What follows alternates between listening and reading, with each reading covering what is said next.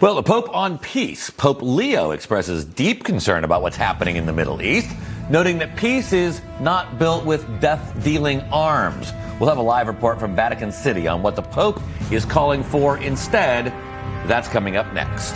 All right, so for more on the international reaction to Operation Epic Fury, the strikes on Iran, let's bring in foreign policy expert Harley Lippman, the executive vice president of Heritage Foundation, Derek Morgan. So, Harley, I want to start with you. So, a prominent Shia leader, a 99-year-old Ayatollah Makram Shirazi, issued a call for a jihad against America and Israel. Now, this man is obviously aligned with the late supreme leader, but at the same time, you've got the Iranian people dancing in the streets. Do you think the Iranian people eventually win and overthrow this regime? Yes, of course. I think that they will. And I think what people should see in this is that this was the most powerful, strongest, most unapologetic strategic partnership of Judeo-Christian civilization fighting against what is really darkness. This is really what this statement says. Judeo-Christian civilization created the Ten Commandments and the Bill of Rights. This is a reaffirmation of what makes us proud as a civilization, what makes us proud as Americans, that with all the student demonstrations on American colleges and all the disinformation and the TikToks, at the end of the day, we all realized neutrality was not an option.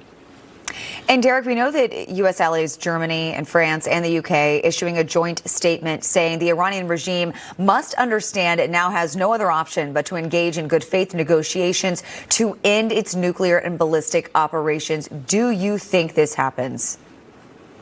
I think that's the end goal here, and I think there's a high likelihood of that.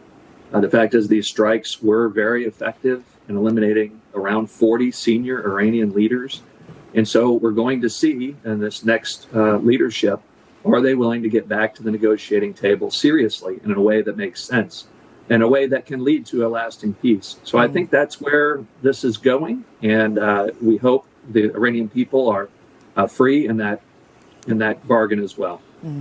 Yeah, so Harley, Minnesota Congresswoman Ilhan Omar chiming in on X, saying in part, President Trump is unilaterally dragging the U.S. into an illegal war with Iran without congressional authorization. She might want to read the law because she's wrong on all of those things. But what does it tell you that the Democrats now are celebrating terrorists because they hate Trump so much? You said it very well. That's just it. They're coming up with every rationalization because they just don't want to give President Trump any credit. They'll come up with anything. And as you examine it, it just doesn't hold water. Again, I go back to an analogy with World War II. If we go back to 1939 and we would urge the president to take preemptive action against Hitler, I'm sure the opposition would be critical and raise objections because they're in the opposition. But I think that, the Democrats just don't like Trump, and we just have to recognize and not pay a lot of attention to what they say because it doesn't matter. And also recognize that while war is always bad and people dying is a terrible outcome of war, right, it prevents a far greater catastrophic war. And I think this is where President Trump has applied a brilliant strategy of using extensive force in a limited way, minimizing civilian casualties, no boots on the ground, no endless war, and to be able to go to the Iranians and say, look, are you guys getting the message? We hit you in June, you didn't pay attention. We hit you again a lot harder. If you're not going to pay attention now, it's going to get even worse for you. So who's going to step up and work with us to come up with some reasonable plan for the future that can work with everyone? Yeah, great point. Great conversation. All right, thanks for joining us this morning. Thanks, guys.